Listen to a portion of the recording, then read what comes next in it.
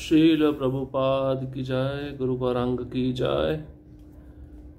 कल के सत्र में हमने श्रवण किया था नित्यानंद प्रभु जीव गोस्वामी को नवदीप धाम के तत्व का वर्णन करते हैं, जिसमें वे बताते हैं कि नवदीप और वृंदावन में कुछ भी भेद नहीं है, केवल भेद है तो रस का भेद है। नवदीप धाम औदार्य धाम कहलाता है और वृंदावन धाम माधुर्य धाम कहलाता है। ये धाम नित्य है, चिन्मय है, अनंत है। जड़ बुद्धि वाला व्यक्ति इस धाम को कभी भी समझ नहीं सकता।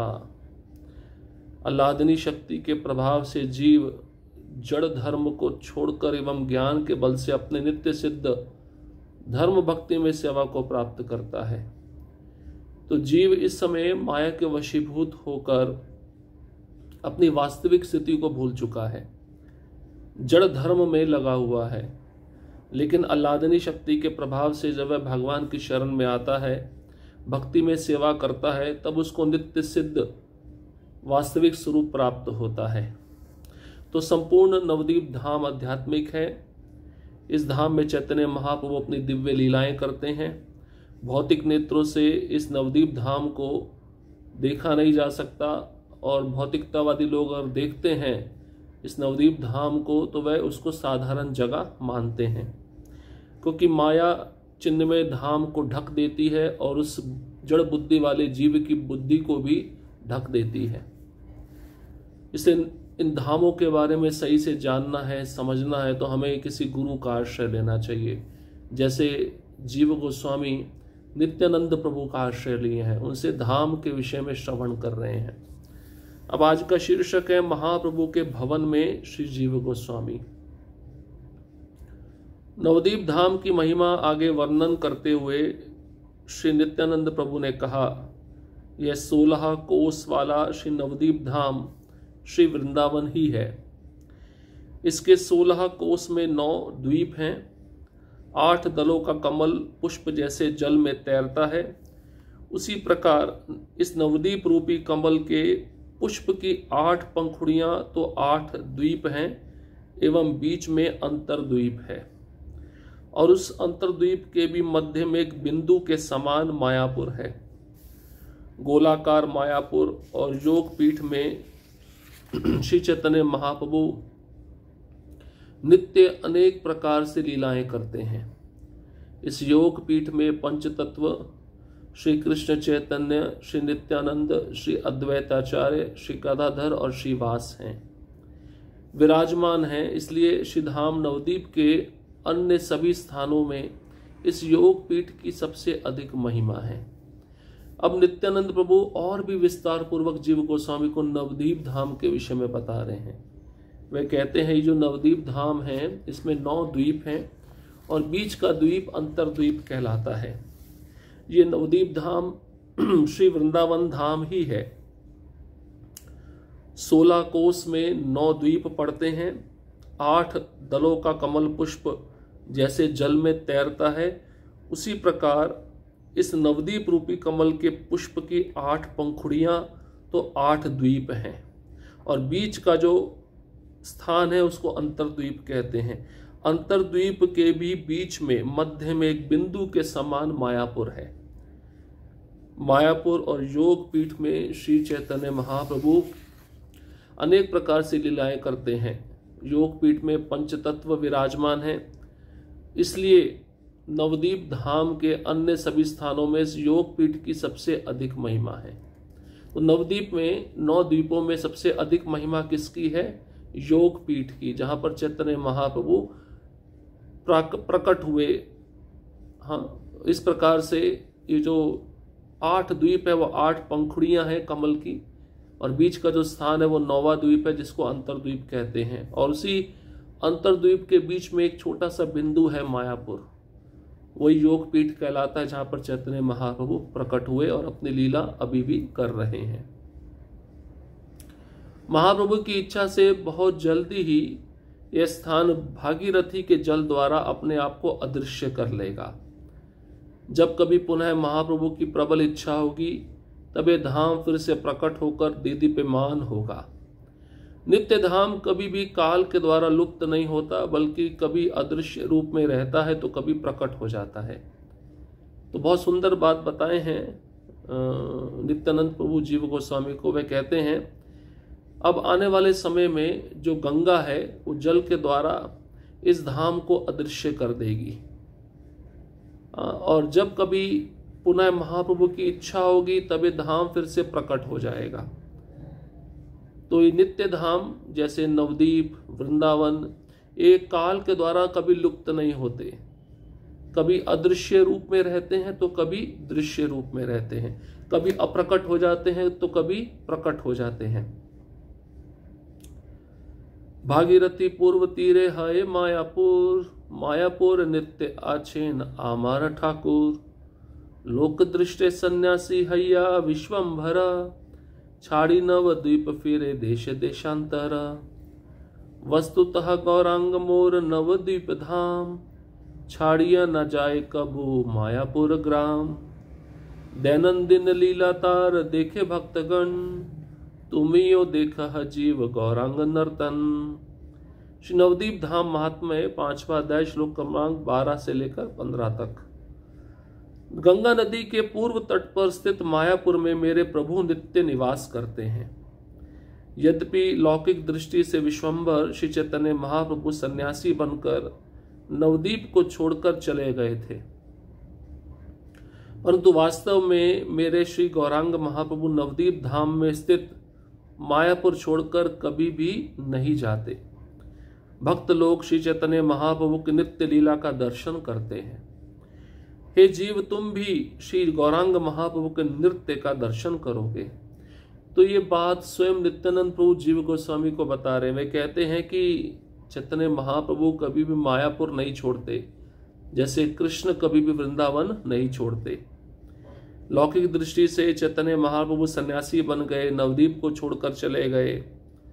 उसी प्रकार लौकिक दृष्टि से कृष्ण भी वृंदावन को छोड़कर मथुरा चले गए, लेकिन वास्तव में चैतन्य महाप्रभु हो या कृष्ण हो, वे कभी भी नवदीप धाम और वृंदावन धाम को छोड़कर नहीं जाते। नित्यानंद प्रभु जीव गोस्वामी को कहते हैं कि भक्त लोग चैतन्य महाप्रभु की नित्य लीला का दर्शन करते हैं। हे जीव गोस्वामी, तुम भी चैतन्य महाप्रभु के नृत्य का दर्शन करोगे। हे जीव, यदि तुम सभी स्थानों के दर्शन करना चाहते हो तो परिक्रमा करो, इससे तुम्हारी सारी इच्छाएं पूर्ण हो जाएंगी। श्री नित्यानंद प्रभु के वचनों को सुनकर श्री जीव गोस्वामी अपने अश्रुपूर्ण नेत्रों से उनके चरण कमलों में दंडवत प्रणाम करके कहने लगे, हे प्रभु, मुझ अकिंचन पर कृपा करके आप स्वयं ही मुझे अपने साथ लेकर परिक्रमा कराएं।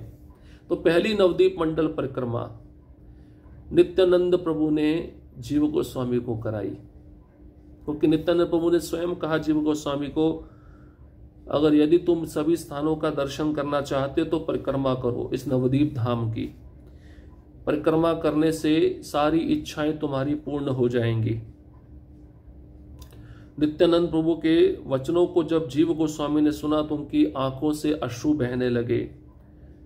नित्यानंद प्रभु के चरण कमलों में गिरकर जीव गोस्वामी ने दंडवत प्रणाम किया और कहा, मैं तो अकिंचन हूं, मुझ पे कृपा करिए, आप ही मुझे स्वयं परिक्रमा पर ले जाइए।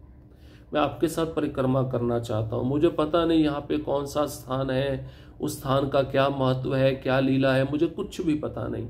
आप मेरे साथ रहेंगे, मुझे बताएंगे तो मुझे कथा भी सुनने को मिलेगी और आपका संग भी प्राप्त होगा। इससे मैं धाम के वास्तविक स्वरूप को सही तरीके से समझ सकता हूं। इस प्रकार से जीव गोस्वामी ने नित्यानंद प्रभु के चरणों में याचना किया, निवेदन किया, प्रार्थना किया। श्री जीव गोस्वामी की प्रार्थना सुनकर श्री नित्यानंद राय ने तथास्तु बोलकर अपने मन की बात सुनाई। श्री नित्यानंद प्रभु ने कहा, हे जीव, आज तुम मायापुर के दर्शन करो तथा कल से हम दूसरे स्थानों पर जाकर परिक्रमा करेंगे। इतना कहकर उसी समय श्री नित्यानंद प्रभु उठे और उनके पीछे पीछे श्री जीव गोस्वामी भी प्रसन्नचित होकर चलने लगे। तो जीव गोस्वामी की प्रार्थना जब नित्यानंद प्रभु सुने तो उन्होंने कहा, तथास्तु, मैं तुमको परिक्रमा कराऊंगा।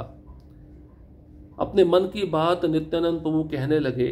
नित्यानंद प्रभु ने कहा, हे जीव गोस्वामी, आज का दिन तो तुम मायापुर का दर्शन कर लो, कल से हम दूसरे स्थानों में या दूसरे द्वीपों में जाकर परिक्रमा करेंगे। इतना कहकर नित्यानंद प्रभु उसी समय उठे और उनके पीछे पीछे जीव गोस्वामी भी बड़े प्रसन्न होकर चलने लगे। श्री नित्यानंद प्रभु श्री गौरांग महाप्रभु के प्रेम में भाव विभोर होने के कारण धीरे धीरे चल रहे थे।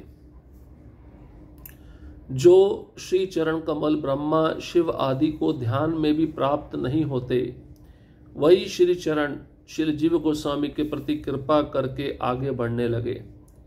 पीछे चलते हुए श्री जीव गोस्वामी उनकी चरण रज को अपने सभी अंगों पर लगाते हुए बड़ी प्रसन्नता पूर्वक चलने लगे। श्री जगन्नाथ मिश्र के घर में प्रवेश करके श्री नित्यानंद प्रभु ने श्री शची माता के चरण कमलों में परिचय दिया, हे माता, ये परम बुद्धिमान जीव श्री गौरांग का प्रिय दास और अति भाग्यवान है। तो नित्यानंद प्रभु उठकर उस स्थान को छोड़कर कहाँ जा रहे हैं? चैतन्य महाप्रभु के घर पे जा रहे हैं और उनके पीछे पीछे जीव गोस्वामी चल रहे हैं। नित्यानंद प्रभु के चरण कमल ब्रह्मा जी, शिव जी आदि को भी ध्यान में प्राप्त नहीं हो पाते, वही नित्यानंद प्रभु के चरण कमल जीव गोस्वामी पे कृपा दिखाते हुए आगे बढ़ रहे हैं। पीछे पीछे जीव गोस्वामी चल रहे हैं और नित्यानंद प्रभु के चरण रज को अपने सभी शरीर के अंगों पर लगा रहे हैं। जीव गोस्वामी बड़े प्रसन्न हैं। चलते चलते जगन्नाथ मिश्र के घर पर नित्यानंद प्रभु ने प्रवेश किया। शची माता के चरण कमलों में जीव गोस्वामी का परिचय दिया। शची माता को नित्यानंद प्रभु कहने लगे, हे माता, ये परम बुद्धिमान जीव है, गौरांग महाप्रभु का प्रिय दास है और अति भाग्यवान है। परिचय दे रहे हैं नित्यानंद प्रभु जीव गोस्वामी का शची माता को। जैसे ही नित्यानंद प्रभु ने ऐसा कहा, उसी समय श्री जीव गोस्वामी ऐसे गिर पड़े जैसे तूफान आने पर वृक्ष जड़ सहित गिर जाता है। श्री जीव गोस्वामी श्री शची माता के चरणों में गिरकर लौटने लगे और उनके शरीर में अनेक अष्ट सात्विक भाव प्रकट होने लगे। कृपा करके शची माता ने श्री जीव को आशीर्वाद दिया। उस दिन उन्होंने वहीं पर ही प्रसाद पाया। जैसे नित्यानंद प्रभु ने शची माता को कहा कि ये तो बड़ा बुद्धिमान है, चैतन्य महाप्रभु का प्रिय दास है, अति भाग्यवान है, इसका नाम जीव गोस्वामी है। जीव गोस्वामी ने जब ये सुना, उसी समय जीव गोस्वामी ऐसे गिरे जैसे तूफान आने पर वृक्ष जड़ के साथ गिर जाता है। श्री जीव गोस्वामी शची माता के चरणों में गिरकर लौटने लगे। उनके शरीर में अनेक अष्ट सात्विक विकार प्रकट हो गए। शची माता ने श्री जीव गोस्वामी को आशीर्वाद दिया, कृपा दिया और उसी दिन जीव गोस्वामी शची माता के घर पर ही रहे और वहां पर उन्होंने प्रसाद ग्रहण किया। श्री शची माता की आज्ञा से श्री विष्णु प्रिया देवी ने अनेक प्रकार के अन्न व्यंजन आदि बनाए। श्री वंशीवदन प्रभु ने कुछ ही देर में सावधानी पूर्वक श्री गौरांग महाप्रभु को भोग अर्पण किया। ईशान ठाकुर ने आसन लगाकर अत्यधिक हर्ष से श्री नित्यानंद प्रभु को प्रसाद परोसा। पुत्रवत स्नेह से श्री शची देवी ने श्री नित्यानंद प्रभु को कहा, हे पुत्र, अपनी माता के घर प्रसाद पाओ। मैंने ये प्रसाद गुप्त रूप से गौरचंद्र को अर्पण किया है। यदि अब तुम भी प्रीतिपूर्वक इसे ग्रहण करोगे तो मेरा मन बहुत प्रसन्न होगा। तो नित्यानंद प्रभु और जीव गोस्वामी दोनों ही शची माता के घर पर प्रसाद ग्रहण कर रहे हैं। शची माता ने विष्णु प्रिया को आज्ञा दिया अनेक प्रकार के व्यंजन बनाने का। शची माता की आज्ञा के अनुसार विष्णु प्रिया ने अनेक प्रकार के व्यंजन बनाए। वंशीवदन ठाकुर ने सावधानी पूर्वक गौरांग महाप्रभु को वे व्यंजन भोग लगाए। ईशान ठाकुर ने आसन लगाया। नित्यानंद प्रभु बड़े हर्षपूर्वक बैठ गए उस आसन पर और पुत्रवत स्नेह से शची माता ने नित्यानंद प्रभु से कहा, तुम मेरे पुत्र हो, अपनी माता के घर प्रसाद पाओ।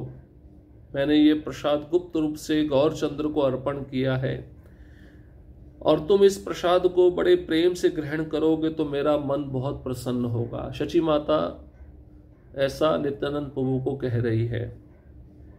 श्री शची माता के वचनों को सुनकर श्री नित्यानंद प्रभु ने आनंद पूर्वक प्रसाद पाया तथा श्री जीव गोस्वामी ने उनका उच्चिष्ट महाप्रसाद ग्रहण किया। जीव बले धन्य आमी महाप्रभु घरे, पाइनु प्रसाद अन्न एई मायापुरे। श्री नवदीप धाम महात्म्य 5वां अध्याय श्लोक क्रमांक 38। श्री जीव गोस्वामी ने कहा, आज इस मायापुर में महाप्रभु के घर पर महाप्रसाद पाकर मैं धन्य हो गया। भोजन करने के पश्चात श्री नित्यानंद प्रभु ने शची माता के श्री चरणों में प्रणाम करके विदा ली। श्री नित्यानंद प्रभु ने परिक्रमा जारी की। वे नवदीप धाम के विभिन्न स्थानों का दर्शन करते हुए मायापुर की अंतिम सीमा पर पहुंचे। अब शची माता के वचनों को जब नित्यानंद प्रभु ने सुना, बड़े आनंदित हुए। नित्यानंद प्रभु बड़े आनंद के साथ उन्होंने प्रसाद पाया। जीव गोस्वामी ने नित्यानंद प्रभु का उच्चिष्ट ग्रहण किया और जीव गोस्वामी उच्चिष्ट पाकर कहते हैं, आज इस मायापुर में महाप्रभु के घर पर मैंने महाप्रसाद पाकर मैं बहुत धन्य हो गया। भोजन करने के बाद नित्यानंद प्रभु ने शची माता से आज्ञा लिया, विदा लिया, प्रणाम किया उनके चरणों में। नित्यानंद प्रभु ने परिक्रमा जारी रखी। नवदीप धाम के विभिन्न स्थानों का दर्शन करते हुए मायापुर के अंतिम सीमा पर नित्यानंद प्रभु जीव गोस्वामी को लेकर पहुंच गए। श्री जीव ने मायापुर की अंतिम सीमा पर स्थित उस वृद्ध शिवालय के दर्शन किए जो गंगा नदी के तट पर विराजमान थे। श्री नित्यानंद प्रभु ने कहा, हे जीव, जब महाप्रभु अप्रकट हो जाएंगे तब उनकी इच्छा से गंगा का जल बढ़ जाएगा। गंगा प्राय संपूर्ण मायापुर को अपने जल से ढक लेगी तथा 100 वर्षों के बाद पुनः प्रकट कर देगी। उस समय भी केवल मायापुर की भूमि ही प्रकट होगी, किंतु कोई घर नहीं रहेगा। वह स्थान इसी प्रकार बहुत समय तक ऐसे ही सुनसान रहेगा। पुनः जब कभी श्री चैतन्य महाप्रभु की प्रबल इच्छा होगी तब फिर से इसी प्रकार मायापुर में लोगों के वास स्थान होंगे। यही सब घाट गंगा तीरे पुनः हवे, प्रभुर मंदिर करीबेन भक्त सबे। अद्भुत मंदिर एक हई बे प्रकाश, गौरांगेर नित्य सेवा हई बे विकास। श्री नवदीप धाम महात्म्य 5वां अध्याय श्लोक क्रमांक 74 और 75। गंगा नदी के तट पर पुनः ये सभी घाट प्रकट होंगे तथा सब भक्त मिलकर महाप्रभु के विशाल मंदिर का निर्माण करेंगे।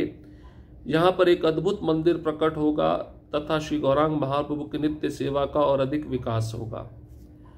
अब जब मायापुर की अंतिम सीमा पर नित्यानंद प्रभु और जीव गोस्वामी पहुंच गए तो उस अंतिम सीमा पर वृद्ध शिवालय के दर्शन किए जीव गोस्वामी ने, गंगा नदी के तट पर जो विराजमान था। नित्यानंद प्रभु ने कहा, हे जीव गोस्वामी, जब महाप्रभु अपनी लीला समाप्त करके वापस चले जाएंगे अपने धाम, तब उनकी इच्छा से ये गंगा नदी का जल बढ़ जाएगा और नवदीप धाम को डुबो देगा और मायापुर से पूरा गंगा का जल ढक जाएगा और 100 वर्षों तक ये गंगा नदी का जल मायापुर को ढके रखेगा। 100 वर्षों के बाद चैतन्य महाप्रभु की इच्छा से मायापुर की भूमि ही प्रकट होगी, किंतु घर नहीं रहेंगे। ये लंबे समय तक ये स्थान सुनसान पड़ा रहेगा। जब महाप्रभु की इच्छा होगी तब से मायापुर फिर से प्रकट होगा और लोग अपने निवास स्थान यहाँ पर बनाएंगे। अब गंगा नदी के तट पर ये सब घाट प्रकट हो जाएंगे। सब भक्त मिलकर महाप्रभु के विशाल मंदिर का निर्माण करेंगे। ये मंदिर वही है जिसका भविष्यवाणी नित्यानंद प्रभु ने जीव गोस्वामी को दिया और ये मंदिर अभी TOVP के नाम से बन रहा है, टेम्पल ऑफ वैदिक प्लेनेटोरियम, जो प्रभुपाद जी का सबसे बड़ा सपना है। प्रभुपाद जी नित्यानंद प्रभु के सपने को पूरा कर रहे हैं, अद्भुत मंदिर बना रहे हैं। और इसका एविडेंस, इसका सबूत नवदीप धाम महात्म्य के 5वें अध्याय के 74 और 75वें श्लोक में दिया है। इस स्वयं बात नित्यानंद प्रभु जीव गोस्वामी को कहते हैं, एक अद्भुत विशाल मंदिर निर्माण होगा यहाँ पर, और उसी मंदिर से गौरांग महाप्रभु के नित्य सेवा का प्रचार होगा, अधिक विकास होगा। तो इस प्रकार से नित्यानंद प्रभु जीव गोस्वामी को पहली नवदीप मंडल परिक्रमा पर ले गए। अब परिक्रमा के पश्चात जीव गोस्वामी के मन में कुछ प्रश्न उठेंगे और उन प्रश्नों का उत्तर नित्यानंद प्रभु देंगे। उसको हम अगले सत्र में श्रवण करेंगे। हरे कृष्णा कृष्ण कृष्णा हरे हरे, हरे राम राम राम हरे हरे। श्रील प्रभुपाद की जय, गुरु गौरांग की जय।